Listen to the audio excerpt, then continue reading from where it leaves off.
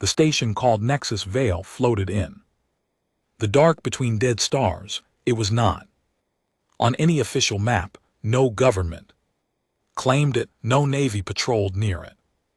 That was the whole point. Nexus Vale existed for people who did not want to be found and for the work that no one wanted to talk about. Rai walked through the lower corridors with his tail dragging behind him. He was Kvatha, a tall scaled creature with cold yellow eyes and a mind built for calculation. He ran a syndicate called the Pale Thread, and the Pale Thread was very good at making problems disappear. Political problems, corporate problems, living, breathing problems that needed to stop living and breathing. Today was a good day for business. A client with very deep pockets had sent 12 DOSes. 12 targets spread across 6 star systems. All of them needed to be gone before the Galactic Concord Summit in 40 days.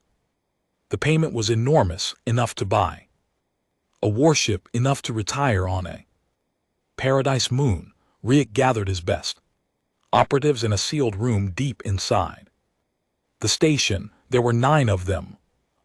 4-armed Dreth named Sulkai, who had killed a planetary governor with her bare hands, a VU infiltrator who could change the color of his skin and walk into any building unchallenged, a pair of Torvon snipers who had never missed a shot and combined 60 years of work, and others, all of them the best in their fields, all of them expensive, all of them reliable. He spread the 12 dossier across the table. Pick your targets, he said. Standard terms, half now, half on. Confirmation. The operatives leaned forward, hands reached for files. I scanned faces and locations and security details. Within minutes, 11 of the 12 dossier had been claimed. There was no argument, no hesitation. These were professionals. They saw the work, they understood the risk, and they accepted. But the 12th dossier sat alone in the center of the table. No one touched it. Rick looked at the file, then at his operatives. 12th target, he said, a retired military consultant based on a neutral colony. Minimal visible security. This should be the simplest job on the table. Silence. Sulkai, the Dreth, was the first to speak. She had 4 arms and not a single nerve in her body that knew how to feel fear. She had once strangled an armored hegemony officer through a hole in a blast door. She looked at the dossier, looked at Rick, and shook her head. No, she said, the pay is. I can see the pay. No. Rick turned to the others. The VU infiltrator had already pushed his chair back from the table. The Torvon snipers were studying the ceiling. Every single operative in the room had suddenly found something else to look at. It is one target, Rick said, keeping his voice even. One aging, retired target on a quiet world with no standing army. That target is human. Sulkai said, I'm aware of the species. Then you are aware that no one in this room will take that contract. Sulkai stood up, her 4 arms folding across her armored chest. Find someone who does not know any better or do not feel it at all. That is my advice, Rick. Take it seriously. She left the room, one by one. The others followed, not with anger or drama, just quiet, absolute refusal. Like he had asked them to step into a furnace. Russ sat alone with the 12th dossier for a long time. He opened it again and studied the face inside. Commander Elaine M. Wangi, 63 years old. Retired from something called Terran Naval Intelligence. She now lived on a neutral colony world called Ardens. Rest, consulting for a peacekeeping organization. She had gray hair. She Walked with a small limp, her listed hobbies included gardening. This was the target that made 9 of the deadliest killers in the galaxy walk out of a room. Ress closed the file and pressed his claws against the table until the metal groaned. He did not understand. Humans were not impressive by galactic standards. They were small and soft. They had no natural armor, no venom, no ability to regenerate limbs. They lived short lives on a single unremarkable planet. They bled easily and died from things that would barely annoy a Dreth child. By every reasonable measure, they should be the easiest targets in the known galaxy. And yet he had been running the pale thread for 6 years.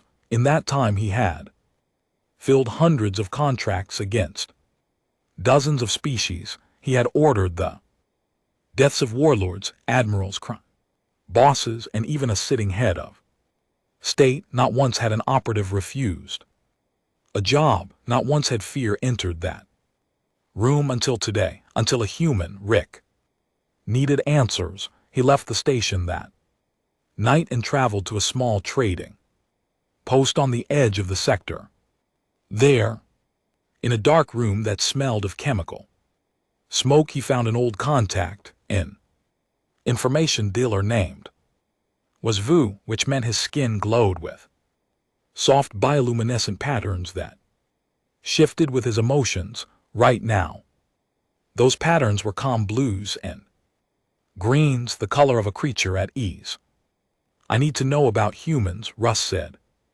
What about them? I had a contract human target. Every operative I have refused to take it. I need to understand why.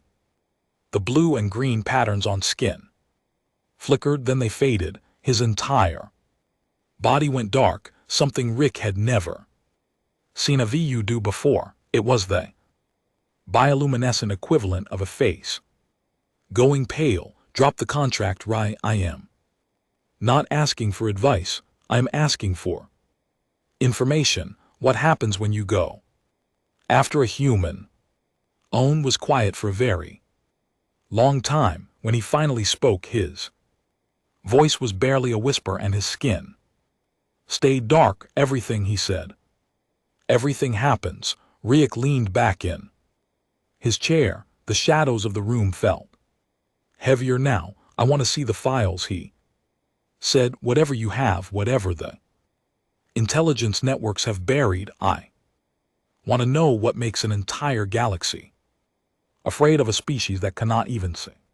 In the dark, stared at him with colorless eyes. Then, slowly, he reached under the table and produced a data chip. He placed it between them like it was something dangerous.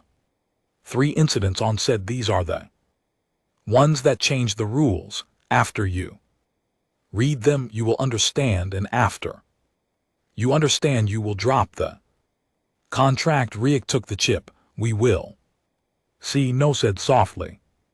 You will see, and then you will do exactly what your operatives did. You will walk away. Riek left the trading post with the chip in his pocket and doubt in his chest for the first time in years. Behind him, Owen sat alone in the dark room, his skin still without light, and quietly hoped that the cave was smart enough to listen. Most of them were. Eventually, the ones who were not well. That was what the files were for. Rick sat in his private quarters aboard Nexus Vale and plugged the data chip into his terminal. The lights were off. The door was locked. He wanted no distractions.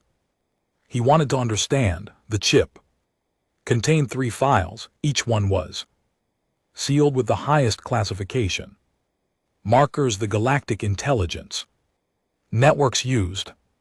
Someone had buried these deep enough that most people would never find them. Snorts, but On was not most people, and information was his only trade. Rissy C opened the first file. It was called the Iron Choir Incident. and it had happened 15 years ago. The Iron Choir was a Torvan mercenary company, 46 members, all veterans, all decorated. They were considered one of the finest private military units in the outer systems, and they had never failed a contract. Their reputation was spotless, and their methods were brutal. A political faction hired them to kidnap the young daughter of a human diplomat stationed on a border world. The goal was leverage, force the diplomat to change her vote at an upcoming trade summit. Simple work for professionals of their caliber. The Torvan did not ask questions about morality. They asked about payment, and the payment was good. They took the child from a park in broad daylight, clean extraction, no witnesses. They moved her across 2 relay jumps to a safe house on a moon that did not officially exist. Everything went according to plan for 11 hours. At hour 12, the first operative in the safe house chain went dark. His communication simply stopped. At hour 15, 2 more went silent. At hour 20, the Iron Choir's leadership realized that someone was coming for them. Not a fleet, not a strike team. The movement pattern suggested a single individual. One person. They fortified. They called in reinforcements. They activated every security measure they had. It did not matter. By hour 30, it was over. Not in the way they expected. There was no bloodbath, no pile of bodies. What happened was worse. Every financial account the Iron Choir held was drained to zero. Every false identity their members used was exposed on public networks. Every crime they had committed for the last 20 years was packaged into neat files and delivered to the governments of 9 different species simultaneously.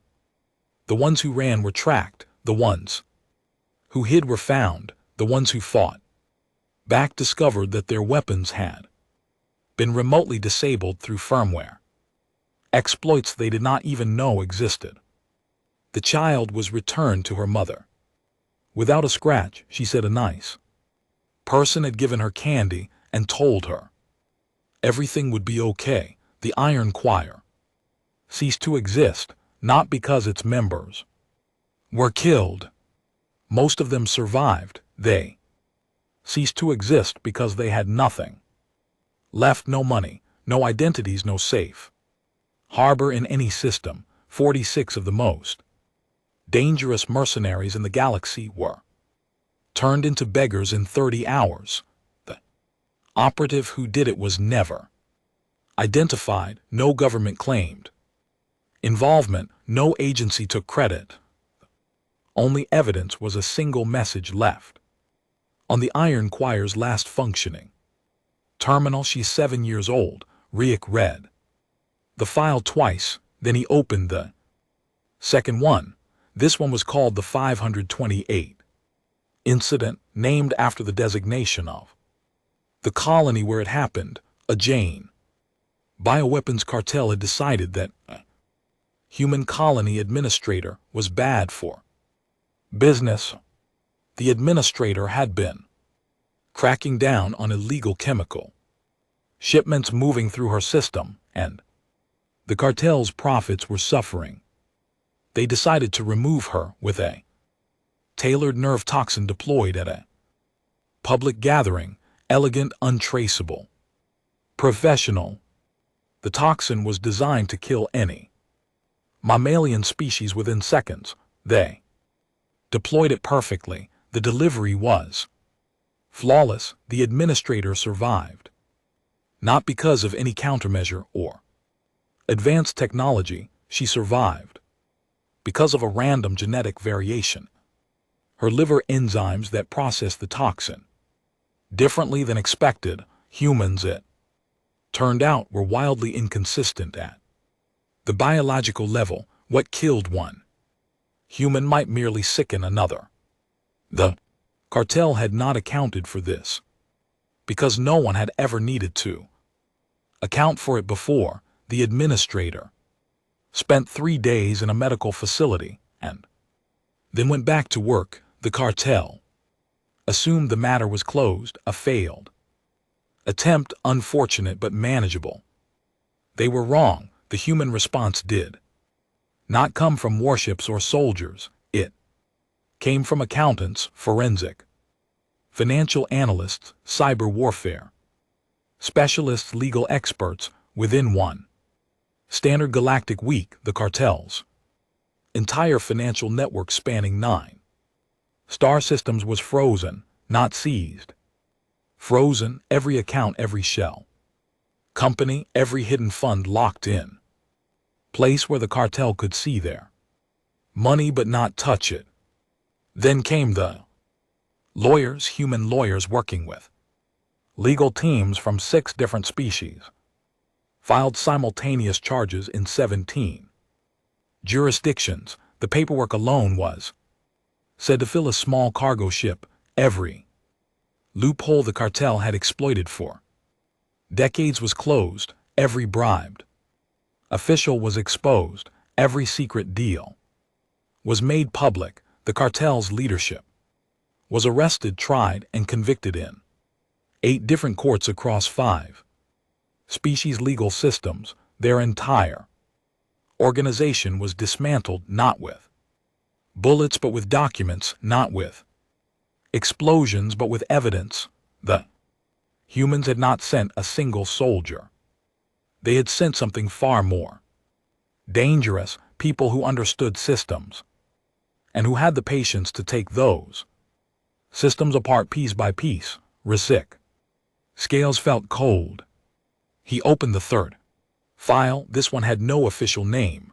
The intelligence network simply called it Reth Solar. Rithor was a famine-stricken colony on the edge of contested space. Several species had aid workers there, but the conditions were dangerous. Rogue military faction controlled the region and used starvation as a political tool. A human aid worker named Catherine Bell was stationed there. She was 29 years old. She was not military. She was not intelligence. She was a nurse who had volunteered to help distribute food to dying children. She had no strategic value, no political importance, and no connections to power. The faction killed her. They shot her at a supply depot in front of dozens of witnesses. They did it as a warning to the other aid organizations. They expected the same response they always got: formal protests, a sternly worded statement, and eventual silence. That is not what happened. What happened was that humans did not measure their response by the rank or importance of the person who was killed. They measured it by something else entirely. Snort, something that the faction did not have a word for, but that humans called principle. Within a month, the faction began to collapse. Not from military attack, from 1,000 small cuts. Their communications were intercepted and leaked. Their supply lines were disrupted by anonymous interference.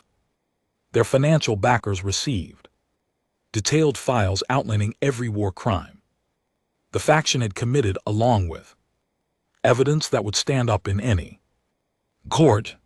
Journalists across the galaxy began publishing stories. Investigations opened in systems that had previously ignored the region. The people doing this were not soldiers or spies. They were civilians, human civilians, scattered across dozens of worlds, who had never met Catherine Bell, who had no orders from any government, and who would never be paid for their work. They did it because a young woman who was trying to feed children had been murdered, and that was enough. Within a year, the faction no longer existed. Its leaders were in prison or in hiding. Its Territory was under international control, and on the wall of the rebuilt supply depot on Reth Solar, someone had put up a small metal sign that read, "Catherine Bell fed children here." Rick turned off the terminal. He sat in the dark for a very long time. 3 incidents, 3 different situations, 3 different kinds of response, but the same thing at the core of each one. A species that did not calculate its retaliation based on cost and benefit.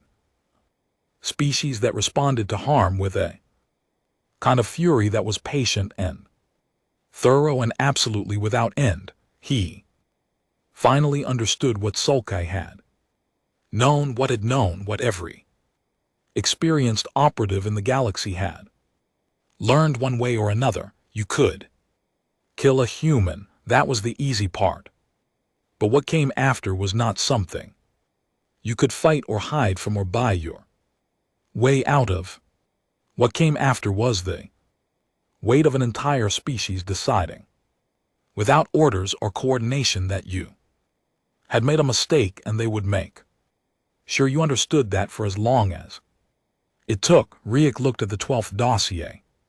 Sitting on his desk, Commander Elaine Mwangi, 63 years old, gray hair, walks with a limp, grows orchids. He should have been less afraid of her than anyone else on that list. He was more afraid of her than all of them combined. Rick tried for 2 weeks to fill the contract. He reached out to freelancers, independent operators, and small crews. Across 4 sectors, he offered double the standard rate, then triple. The responses were all the same: polite refusal, sudden schedule conflicts, communications that simply went unanswered. The client was growing impatient. The summit was approaching. 11 targets had already been handled cleanly and quietly, exactly as the pale thread was known for, but the 12th, the human, remained untouched, and the client made it very clear that partial completion was not acceptable. That was when Yakru answered the call. Yakru was Salachi, a predator species from a high-gravity ocean world. His people were built for violence in ways that most species could only imagine. Dense muscle over thick bone, skin that could turn a knife blade, reflexes that operated faster than conscious thought. He stood nearly 7 ft tall, and when he moved, it was with the smooth, terrible efficiency of something that had spent millions of years at the top of a food chain. He was also young, 26 in standard years, talented and ambitious, with a growing reputation and a list of successful contracts that was impressive for his age. But he had never worked in human space. He had never dealt with humans directly. His experience was limited to the outer systems, where humans were rare and their reputation was just another story told in bars. He read the dossier and saw what Rex's other operatives had seen: a retired old woman on a quiet world with no visible security. He did not see what they saw. Behind that, he saw only the target and the money. "I will take it," he told Riek over an encrypted channel. "Standard terms, you should know," Rick said carefully, "that 9 of my best operatives refused this contract, all of them, because of the species of the target." Yakru made a sound that was the Salash equivalent of a laugh, a low clicking. His throat. "Old hunters see ghosts in every shadow. I see an aging female on a peaceful colony. This will be simple work." Riek paused. He thought of the files Owen had shown him. He thought of the iron choir scattered and broken. He thought of the cartel buried under paper. He thought of the faction on Rithaler, erased by people who were not even soldiers. Be careful was all he said. Yakru arrived on Arden's Rest 3 days later. Under a false identity, the colony was small and green, a pleasant world of rolling hills and modest towns, populated by a mix of species who valued peace and quiet. Commander Elaine M. Wangi lived in a house on the edge of the main settlement, surrounded by garden that she tended herself every morning. Yakru began his surveillance the way he always did, methodical, patient, professional. He mapped her daily routine. She woke early, she worked in her garden, she walked to a small office in town where she consulted for the peacekeeping body. She ate lunch at the same place most days, a small restaurant run by a VU family. She returned home in the afternoon. She slept. No guards, no security systems that he could detect, no weapons visible anywhere in or around her home. She moved slowly because of her limp. She was alone most of the time. By every measure he knew this was the easiest contract he had ever been given. On the third day, he finalized his plan. A quiet entry at night, a fast, clean method. He would be off-world before morning. On the fourth day, he returned to his rented room to prepare his equipment. He checked the door locked exactly as he had left it. He checked the windows sealed. He scanned for surveillance devices. Nothing. Everything was exactly as it should have been, except for the note on his pillow. It was written on plain white paper in neat, careful handwriting, and it was written in Salachi script, his own language, a language that fewer than 100 red non-Salachi in the entire galaxy could read. The note said, "You have 72 hours to leave this system. This is your only courtesy." Yakru stood perfectly still for a long time, his predator instincts sharpened by millions of years of evolution screamed at him that something was very wrong. His door had not been opened, his windows had not been touched, his security measures had not been tripped. Someone had entered his room, left a note in his native language, and departed without leaving a single trace. He swept the room again. Nothing. He checked his ship's logs. No unauthorized access. He reviewed every piece of surveillance footage from the corridor. Outside, no one had come or gone. It was as if the note had simply appeared. His first instinct was to run. Every survival reflex he had told him to get on his ship and leave this system and never come back, but his pride held him in place. He had taken the contract. He had given his word. He was Salachi. He did not flee from unsigned letters. He decided to accelerate his timeline. He would make his move the next night. Instead of waiting, on the fifth day, his financial accounts were frozen. Every single one, not just the accounts linked to this contract, all of them. His savings, his operational funds, his emergency reserves on 3 different worlds, all locked. When he tried to contact his financial brokers, their systems told him that his accounts were under review for suspected criminal activity. No further information was available. On the 6th day, his ship's registration was flagged. Every port authority in the sector received an alert that his vessel was linked to an ongoing investigation. If he tried to leave, he would be stopped, boarded, and detained. He was trapped on the surface. On the 7th day, his identities began to burn. Every alias he had used in his career, 6 of them carefully built over years, appeared on the Bounty network simultaneously. Not posted by any government or agency. Posted by no one. they simply appeared, complete with his real biometric data, his real species profile, and a detailed list of every contract he had fulfilled. In the last 4 years, he was no longer a ghost, he was the most visible person in the sector. Yakru sat in his room and felt something he had not felt since he was a child, swimming in the deep waters of his home world when the shadow of something much larger had passed beneath him. He felt small, but he was Salish, and Salish did not surrender to fear. He had one chance left. Complete the contract, use the chaos's cover, and find a way off-world in the confusion. It was a terrible plan. He knew it was a terrible plan, but it was the only plan he had.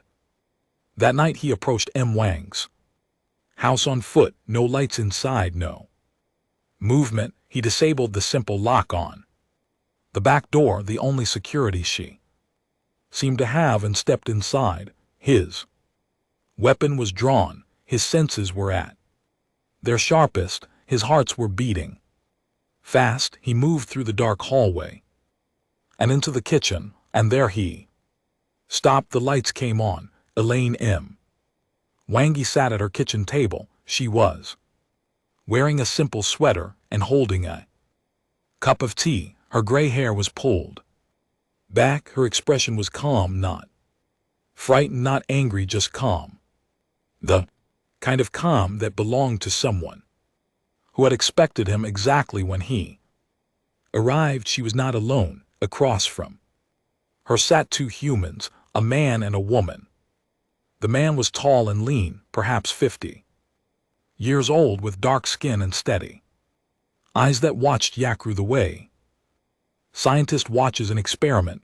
The woman was younger, maybe 35, with short black hair and hands that rested on the table with deliberate stillness. Neither of them wore uniforms. Neither of them appeared to be armed, but something about them, something in the way they sat, in the way they breathed, in the way they looked at him without surprise, made every predator instinct in Yakru's body tell him that he was not the most dangerous creature in this room. M. Wangi looked at him. She looked at the weapon in his hand.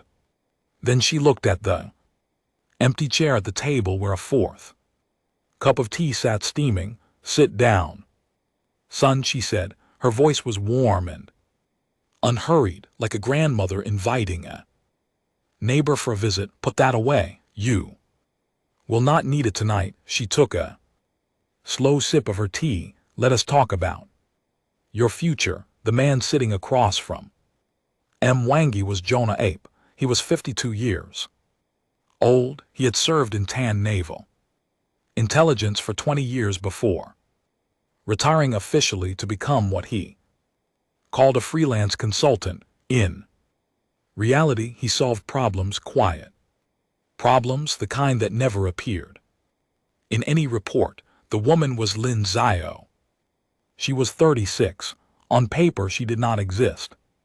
No birth certificate, no employment record, no tax file, no digital footprint of any kind in any system anywhere in the galaxy.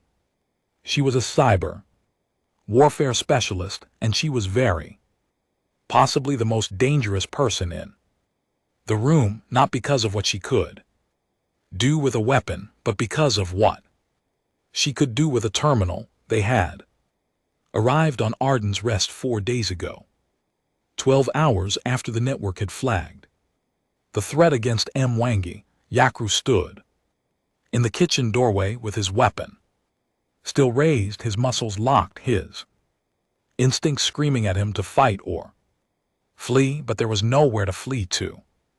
His ship was grounded, his money was gone, his identities were ash, and the 3 humans in front of him were looking at him with the patient calm of people who had already won and were simply waiting for him to realize it.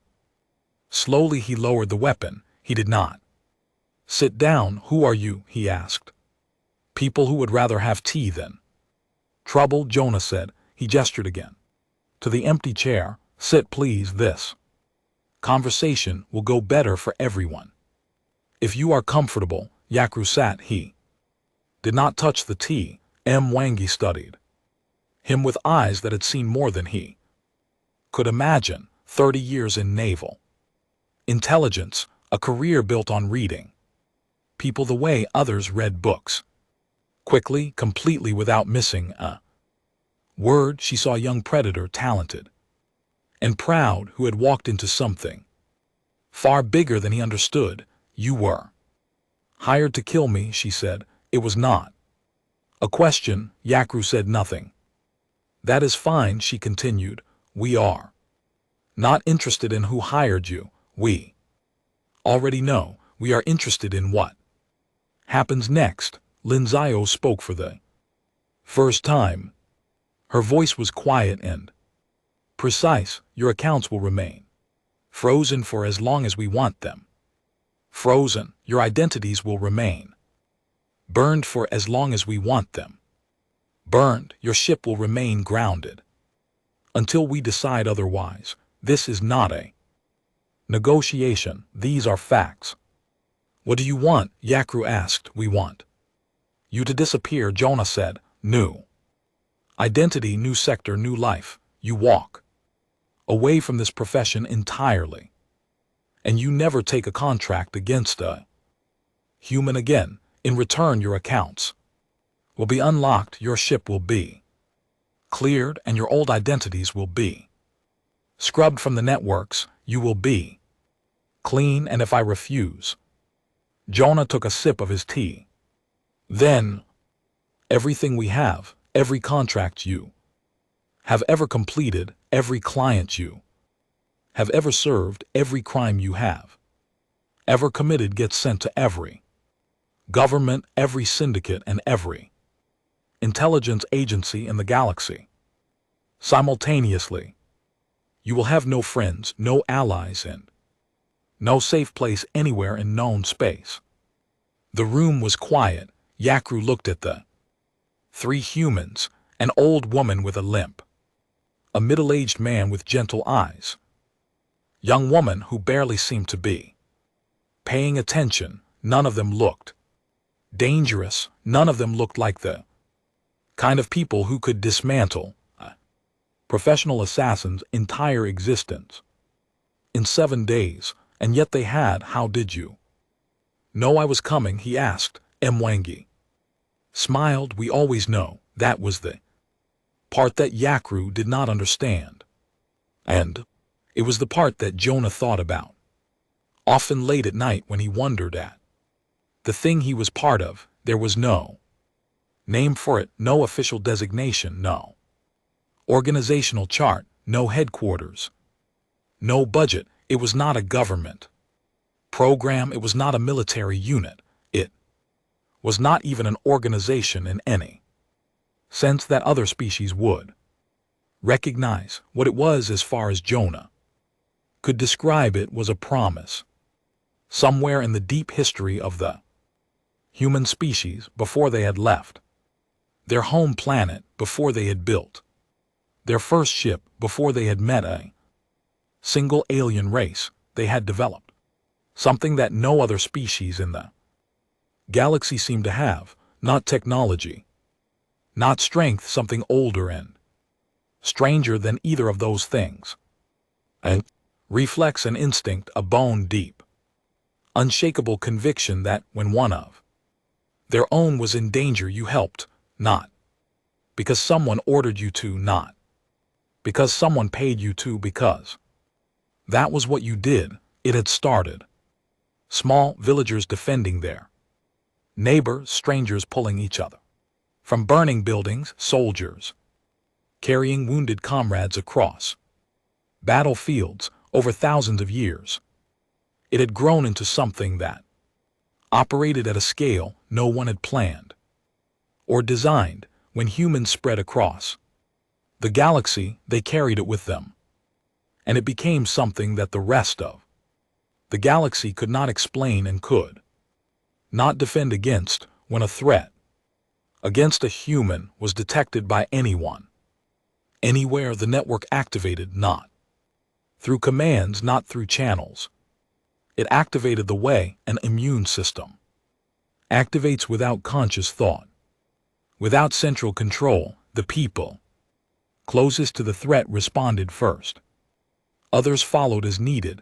A retired intelligence officer might provide analysis. A hacker on a distant world might disable financial systems. Journalists might begin preparing an investigation as insurance. A combat veteran might quietly travel to the area as a last resort. No one gave orders, no one asked permission. It simply happened. Jonah had seen it work dozens of times over his career. Each time it amazed him. A Tavan analyst he knew had once spent 3 months studying human response patterns, trying to find the command structure, the hierarchy, the central authority. He had finally given up and told Jonah with genuine frustration that it was impossible. Your species is organized chaos. He had said there is no center. There is no leader. How does it function? Jonah had thought about that question for a long time. The answer he eventually decided was that it functioned because it did not need a center. Every human was the center. Every human carried the same basic program: help your people, and executed it according to their own skills and their own judgment. The result was a response system that could not be predicted, could not be infiltrated, could not be decapitated, and could not be stopped because there was nothing to stop. There was no organization to destroy. There were only individuals scattered across 1,000 worlds who would act when the moment came. Other species could not replicate this. The Torvan had discipline, but they needed a command structure. Without orders they froze. The Kevatha had ruthlessness, but they needed profit. Without payment they walked away. The Jain had intelligence, but they needed consensus. Without agreement they argued. Humans needed none of these things. They needed only the knowledge that someone somewhere was in trouble. That was enough. It was always enough. Yakru sat at the table for a long time. He looked at his cold tea. He looked at Mwangi, who watched him with something that might have been compassion. He looked at Linzayo, whose fingers rested near a small device on the table that he suspected could ruin his life in ways he had not yet imagined. He looked at Jonah, who waited with the patience of a man who had done this before and would do it again. How many of you are there? Yakru asked. Jonah considered the question, then he shrugged. Enough. Yakru accepted the offer. He would disappear. He would take his new identity and go somewhere quiet and never take another contract against a human being for the rest of his life. As he stood to leave, he paused at the door. The ones who do not accept your offer, he said, what happens to them? Jonah's expression did not change, but something behind his eyes shifted. Something old and hard and completely without mercy. They learned that they should have, he said. Yakru left. He did not look back. Mwangi collected the teacups and washed them in the sink. Lin Zio packed her equipment into a bag that looked like it belonged to a college student. Jonah stood by the window and watched the assassin's figure disappear down the dark road. Will he stay quiet? Lin asked. He is Salesh, Jonah said. He understands predators, and he just learned that he is not one, not compared to us. Mwangi dried the cups and placed them back in the cabinet. She turned off the kitchen Light across the galaxy, the network went quiet again. The people who had flagged the threat returned to their ordinary lives. The analyst who had traced Yakru's identity went back to teaching at a university. The hacker who had frozen his accounts went back to developing security software. The veteran who had been ready to intervene if everything else failed went back to coaching a children's sports team on a colony 3 systems away. They did not know each other. They would probably never meet. They had done what needed to be done, and now it was done, and they moved on without ceremony or recognition. That was the part that frightened other species the most, not the capability. The silence afterward. The way humans could do something extraordinary and then simply go back to their lives as if it were nothing, as if it were normal, as if it were just what people did. 11 contracts completed. 11 targets removed cleanly and quietly before the Galactic Concord Summit.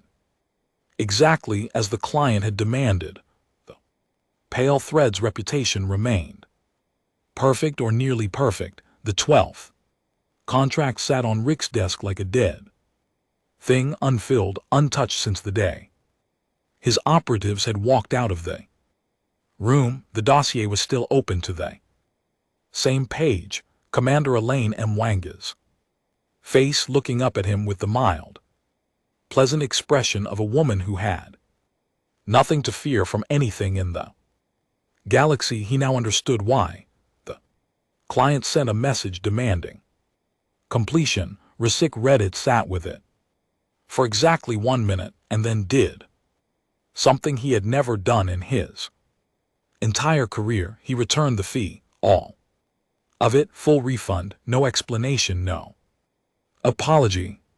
The client sent 3 angry messages. After that, Russ deleted them.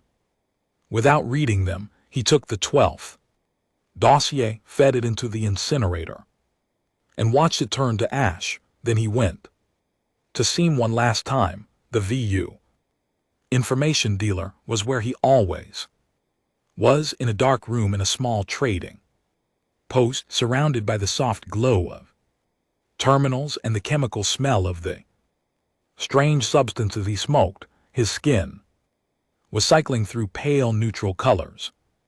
He did not seem surprised to see Rick. You returned the fee on, said it was not a question he already knew. Yes, good. You are smarter than most. Rick sat down.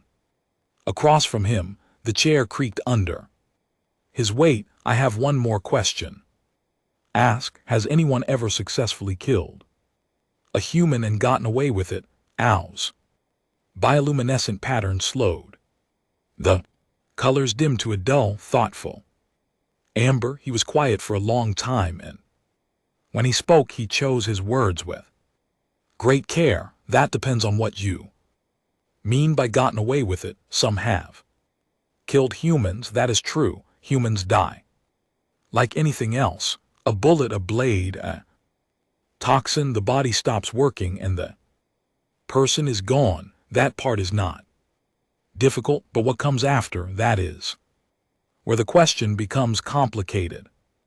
He leaned forward, the amber on his skin deepened. Of those who have killed humans, none are still operating. Their networks were dismantled, their funding was destroyed, their identities were erased or exposed. Some of them are in prison on worlds they have never visited, convicted of crimes they committed decades ago that no one cared about until they touched a human.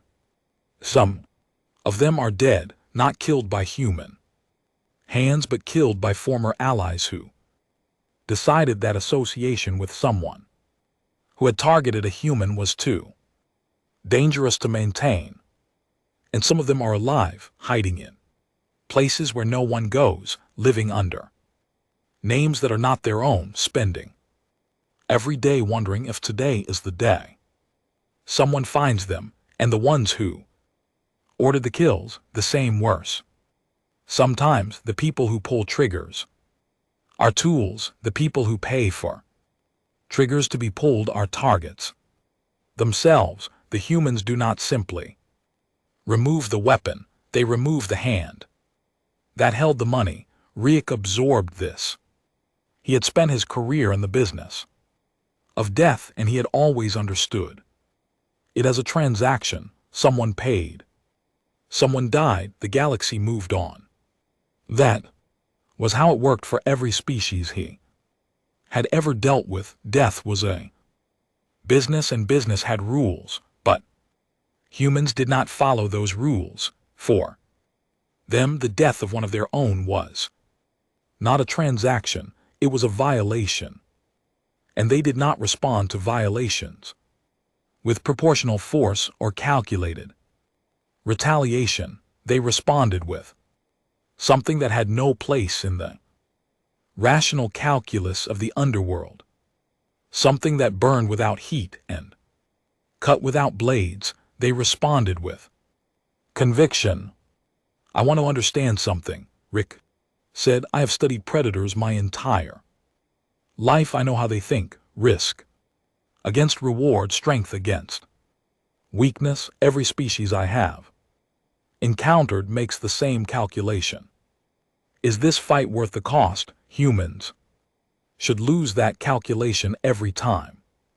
They are fragile, they are slow, they have no armor, no venom, no claws. By every measure that matters, they are among the weakest sentient species in the galaxy, and yet unsaid, and yet no one touches them, not because they cannot be killed, because the cost of killing them is always higher than any possible reward. How does a species with no natural weapons become the one thing in the galaxy that everyone is afraid to touch? Own skin shifted to a color Rake had never seen before, a deep, rich gold that seemed to come from somewhere inside the VU rather than from his surface. It was Rick realized the color of respect, because you are asking the wrong question. Own said you keep asking what makes humans dangerous, but humans are not dangerous, not individually. One human is fragile, just as you say, easy to hurt, easy to kill. But you will never face one human. That is the thing you must understand. You will never ever face one human. He let that sit in the air between them. When you target a human, you target all of them, not because a government orders it, not because an army mobilizes, because something in their nature, something older than their civilization, older than their technology, older than their memory, tells every one of them that an attack on one is an attack on all, and they believe it. They believe it the way they believe in gravity. It is not a choice for them. It is not a policy. It is what they are. Riek said. Nothing. The Dreth are stronger. Ow. Continued. The Torvan are more disciplined. The K-Vathai are more ruthless. The Jain are more intelligent, but none of them have what humans have. None of them will abandon their own interests, risk their own safety, and spend their own resources to protect a stranger of their species they have never met and will never meet. Humans do this every single day. They do it without thinking. They do it the way they breathe. That is not rational, Rick said. No one agreed it is not, and that is exactly why it works. You cannot predict it because it follows no logic. You cannot prevent it because there is no organization to infiltrate.